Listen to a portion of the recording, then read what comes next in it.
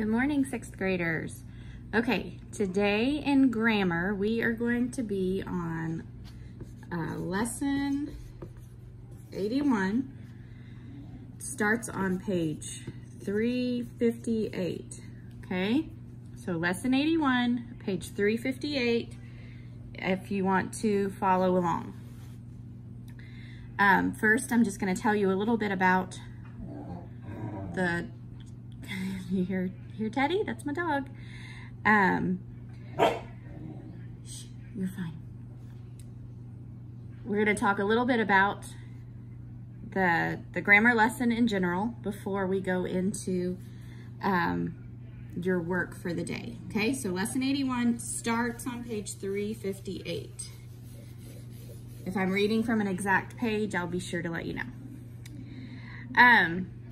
So we have been talking about capitalization, punctuation. That's what the whole chapter 7 has been about. We've talked about direct quotations, speaker's exact words. We have talked about indirect quotations. We don't use quotation marks with indirect quotations, and we usually have the word that. So direct quotation would be, "Guess who is my favorite game?" said Mary. Okay, that would be a direct quotation. An indirect quotation would be, Mary said that guess who is her favorite game. Okay, all right, so now, page 358, lesson 81, we're going to be talking about commas. A lot of us get mixed up when we have commas. Some of us just throw them in randomly. Some of us don't use them at all, but commas are very important. And I have a sentence written on the board, and we're going to see how not having commas, how having commas in different places can change the whole meaning of the sentence.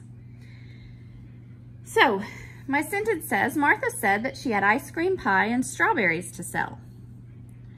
The sentence as it is telling me that she has two things to sell. She has ice cream pie and strawberries. Now, if we simply add a period, the sentence means that two different items were for sale. But with the commas added, it could refer to as many as 4 different items. So we could say, Martha said she had ice cream, comma, pie, comma, and strawberries to sell. So that's one way we could do it. Another way we could do it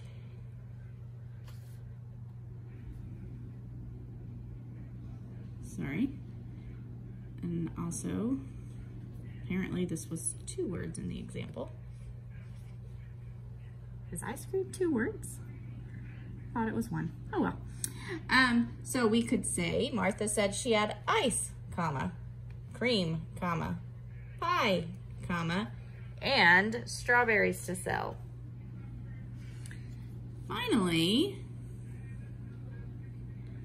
we could say, Martha said that she had ice, comma, cream pie, comma, and strawberries to sell.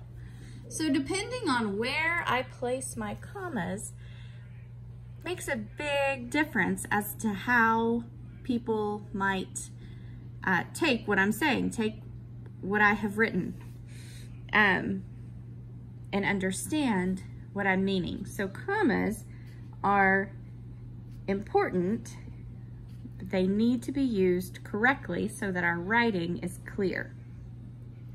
Anytime we have words in a series, we are going to separate by commas. So this, ice cream, pie, and strawberries, those would be considered words in a series. 2 or more descriptive adjectives modifying the same noun are often separated by a comma. Sorry, I'm kind of looking at my book here too. No comma is placed after the last adjective just before the noun that is modified. A comma is placed between 2 adjectives if it sounds right to use and between them. Okay, so remember that. If I am describing something, remember that's what adjectives do. Adjectives are describing words. If I could place the word and between two words and it sounds right, then I'm going to use a comma. Otherwise, you do not have to use a comma. And I'm going to give you some examples in just a minute. A comma is placed between two adjectives if there is a pause between them when reading. All right. We're going to erase this.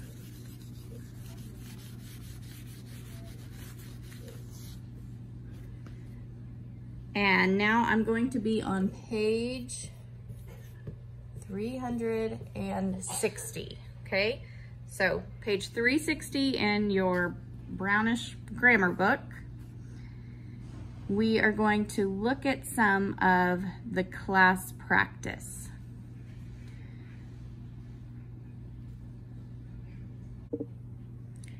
Okay, so we are on page 360, class practice part A.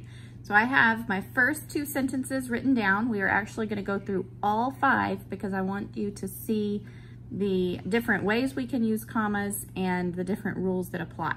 Okay, so we're talking in this lesson all about commas in series. So number 1 says, boots, shoes, slippers, and sandals are all made of leather. So I have 4 words in a series. I have to use commas to separate those. I wouldn't say boots, shoes, or boots, shoes, slippers. Those are 3 distinct, different items. So we're going to say boots, comma, shoes, comma, slippers, comma, and then and sandals is my last word in that series.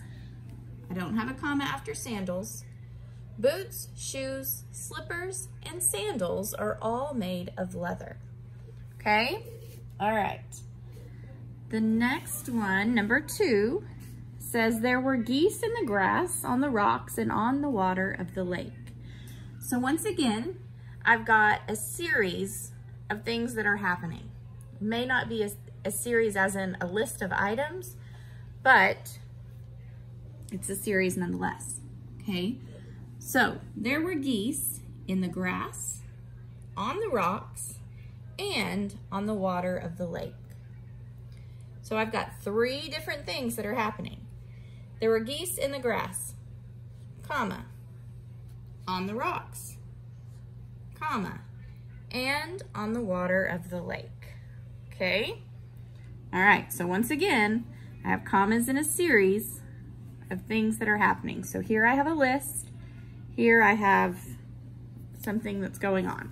Okay, let me bring this board down. See if we can see that. Number 3 says, did you ever see such sparkling white snow? So this one's going to be a little different.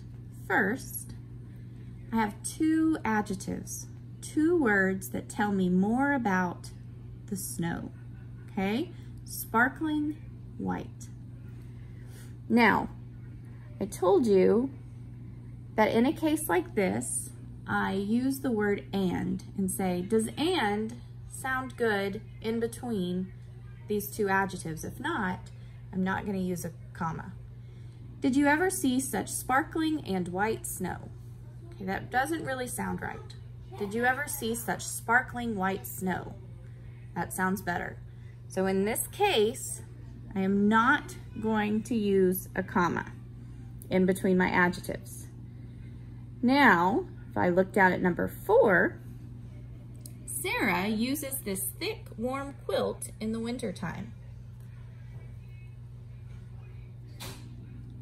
I have 2 adjectives that describe my quilt, thick and warm, okay? We're gonna use that little trick with the word and. Sarah uses this thick and warm quilt in the wintertime. I could use the word and in between these 2 sentences, but instead of using it, I'm gonna put a comma, okay? So Sarah uses this thick, warm quilt in the wintertime. And our last one, they threw in there, number 5, we pumped water from an old hand pump. There is no comma needed in this sentence. It's a simple sentence. There's nothing in a series, so no comma is needed, okay? All right, so that is class practice part A. I want you to do today, let me erase this again.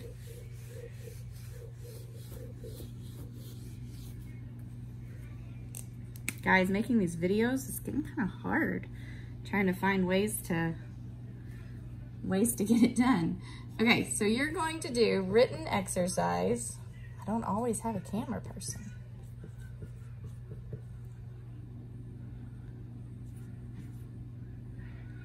Okay, written exercise.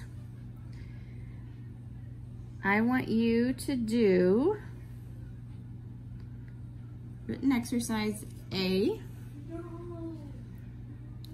1 through 14. Now, if you read the directions on written practice part A, it does not say you need to write the complete sentence.